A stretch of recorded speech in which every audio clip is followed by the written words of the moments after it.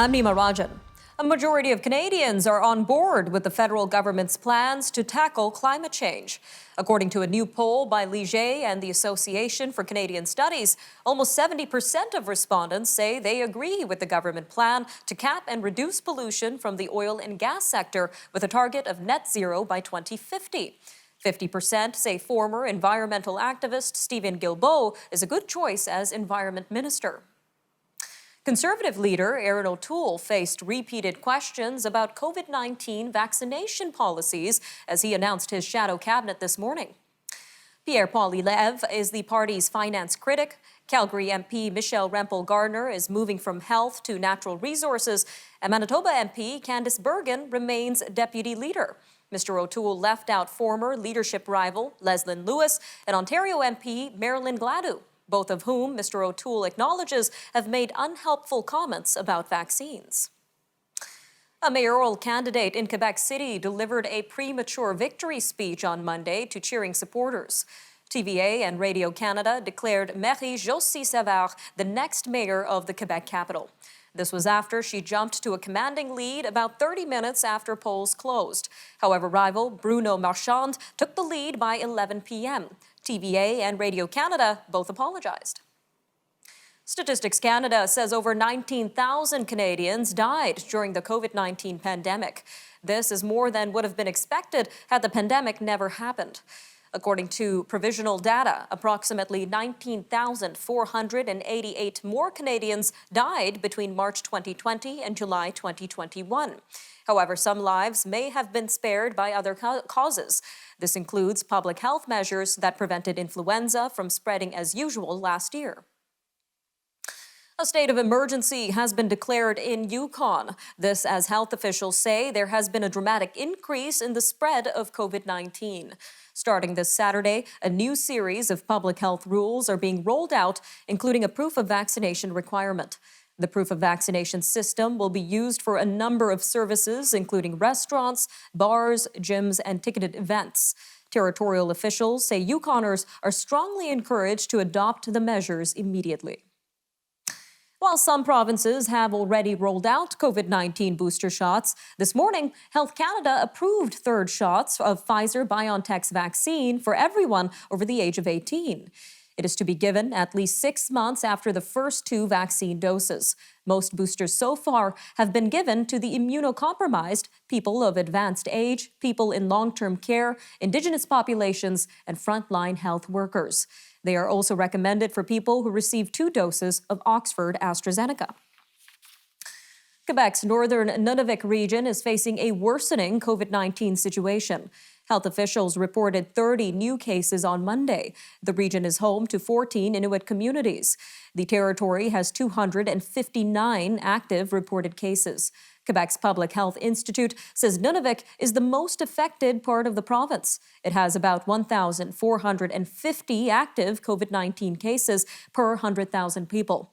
Montreal, by contrast, has 73 cases per 100,000 people. The Toronto Transit Commission says more than 25,000 current and former employees may have had their personal information stolen. The TTC says this was a sophisticated attack and that it will be in touch with those who may have had their information accessed.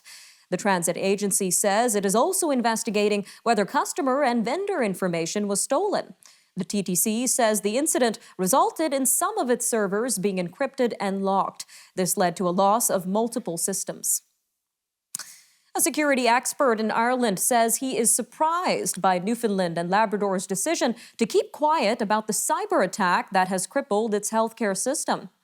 Brian Honan says his advice to clients is to always be as transparent as possible about any cyber attacks. The Newfoundland and Labrador government now says that some personal information was obtained during the attack, first detected on October 30th. Industry Minister François-Philippe Champagne says Canada only wants to deal with trusted partners in future artificial intelligence ventures. Mr. Champagne's comments were to the Canadian press. They sent a strong signal that the Canadian rejection of Chinese telecommunications giant Huawei as a 5G provider is at hand. Mr. Champagne says he expects Canada's 5G decision to come in December.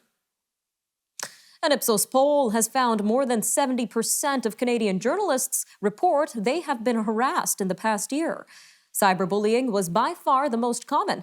Journalists who are female, Black, Indigenous, people of color, or members of the LGBTQ community reported facing harassment more often.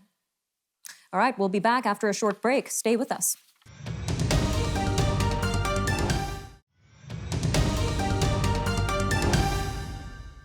Flags on federal buildings were lowered to half-mast yesterday in honor of Indigenous Veterans Day. The flags were raised at sunset on Sunday for the first time since May 30th. They were lowered to honor the memory of Indigenous children who were abused or who died at residential schools. The flags were hoisted again at sunset, will be lowered on Thursday for Remembrance Day, then raised again. Meanwhile, a Canadian charity is helping to mark the grave sites of Indigenous veterans. The Last Post Fund says its mission is to ensure no veteran is denied a dignified funeral and burial. Well, joining us now to talk more about this initiative is the president of the Last Post Fund, Mr. Derek Sullivan. Sir, welcome to Forum Daily. Thank you very much. I'm very pleased to be here. So tell us a little bit more about the Last Post Fund's Indigenous Veterans Initiative in particular. Okay, well, as you mentioned, since 1909, the Last Post Fund has been providing funeral, burial, and grave marking for all veterans who lack the financial resources at the time of death. More recently, about 1995, we realized that there were thousands of veterans who were lying in unmarked graves across Canada. So our volunteers in our branches across the country started going to cemeteries and finding unmarked graves, and then we would place a grave marker on the grave.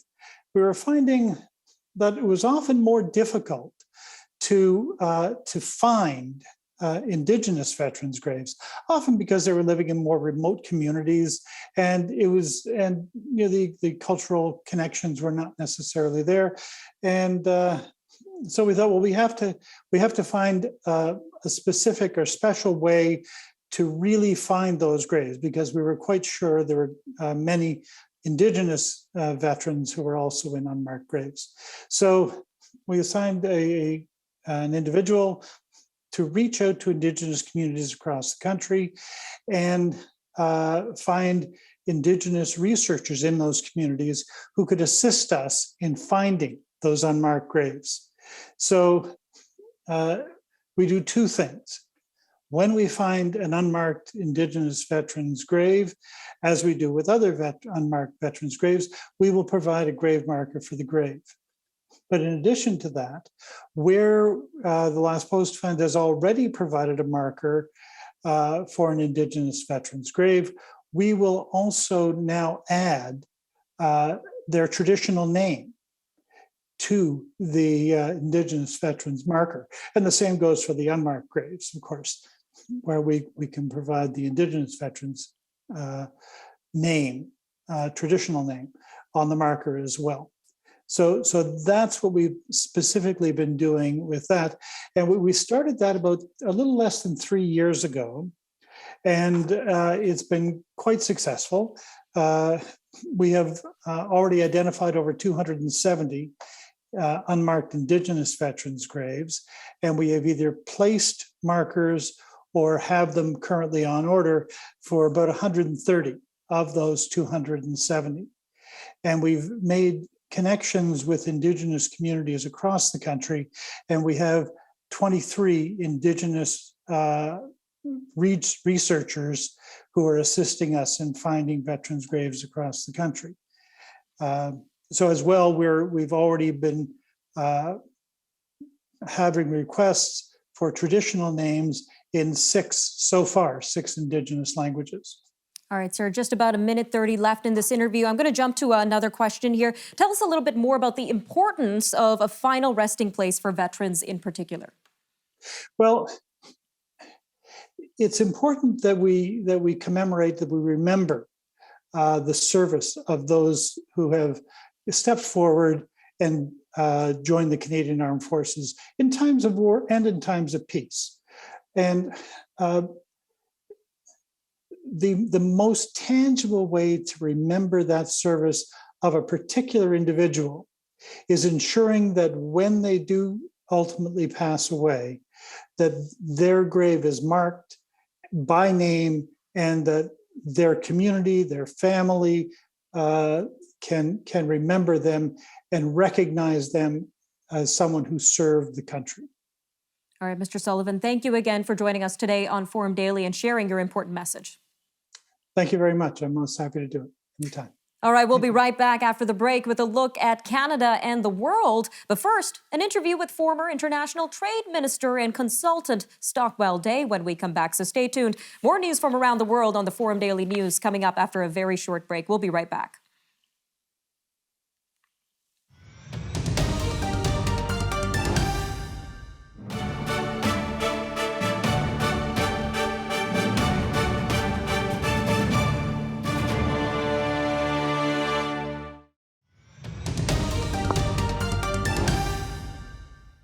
Anticipation turned to elation on Monday as fully vaccinated Canadians visited loved ones, vacation properties, and popular American shopping spots.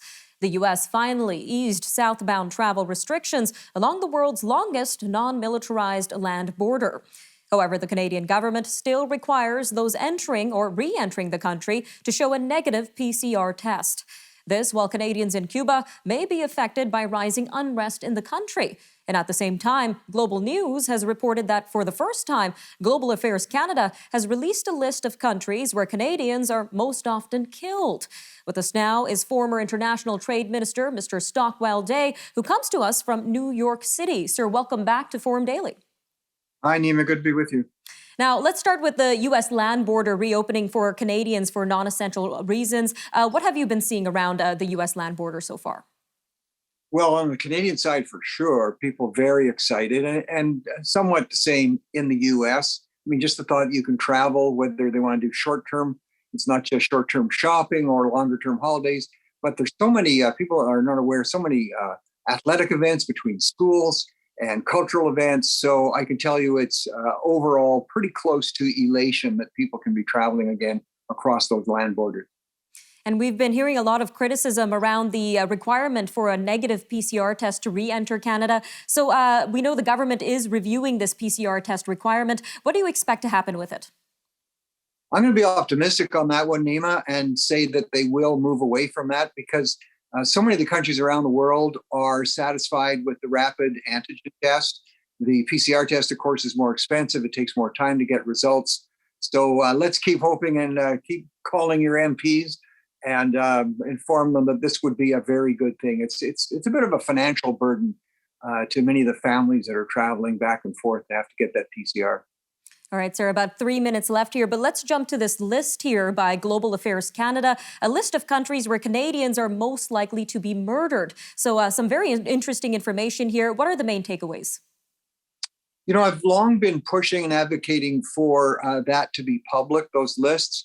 It doesn't have to have a denigrating effect on the actual countries themselves, because when you look at the situations regarding the murders, a portion of them, at least, a not small portion, are usually related to criminal activity, but there's also other portions that are just innocent Canadians being murdered. So I think it's positive to release that. It gives a bit of a warning. It also puts pressure on the governments themselves in which these murders are reported to make them remember they're being watched and they should be doing everything they can to protect their visitors. And we mentioned this list is the first of its kind. Why has this list not been available before? I think it's been a general sensitivity about not wanting to upset some of your other countries and people that, especially on the government level, that you visit with. But I think the offset has to be, it's a positive form of pressure. And in the long run, I think it will be beneficial because it will make those other governments more responsive to the concerns they're hearing from Canada. We know Cuba is one of the countries on that list. So can you fill our viewers in on what is happening in Cuba and how Canadians in the country could be affected? Well, Canadians there should be cautious. There's advisory warnings out now. There is a general uprising in terms of people wanting more civil liberties. I'm a bit concerned, Nima, with on the 20th, it's been fairly well notified in the social media in Cuba that there's going to be a lot of, they want peaceful civil protests. So the government in Cuba has responded by saying that on the 18th and 19th of November, they're going to be doing a whole lot of, quote, military exercises. I personally, I don't like the sound of that.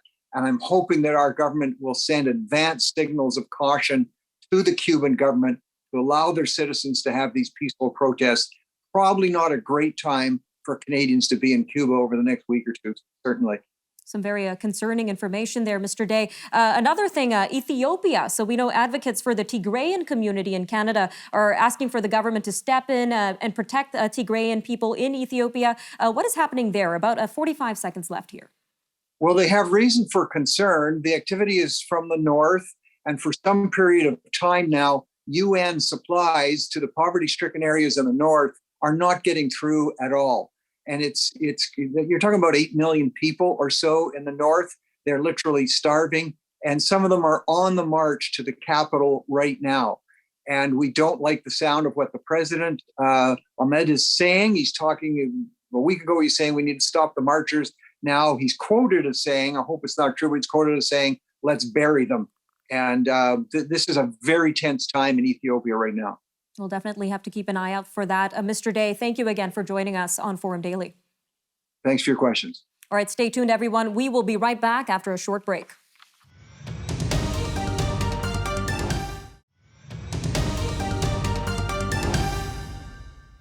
Two non-governmental organizations say none of the 64 countries they examined rated a top 3 spot on their regular study of the efforts countries take to combat climate change. German Watch and the New Climate Institute say Denmark came in 4th, replacing Sweden. Canada finished in 61st place. Poland is facing increasing tensions along its border with Belarus over migration. Polish police said the situation was calm overnight. That followed a day of heavy tensions on the border. This was when a large group of migrants sought to illegally push their way into Poland. They came in the hundreds, if not thousands, mostly people from the Middle East and encouraged by Belarus. The situation marks an escalation of months of migration pressure against Lithuania and Poland, and to a lesser extent, Latvia. Taiwan says China is seeking to take control of the island by wearing down its military capabilities and influencing public opinion. The Defense Ministry says in a report that China's ultimate goal is to bring in the island, which Beijing claims under its rule, while avoiding an all-out military conflict. These methods include recent flyovers by hundreds of military aircraft. The report went on to say that Beijing's gray zone tactics also include cyber warfare and a campaign to isolate Taiwan internationally.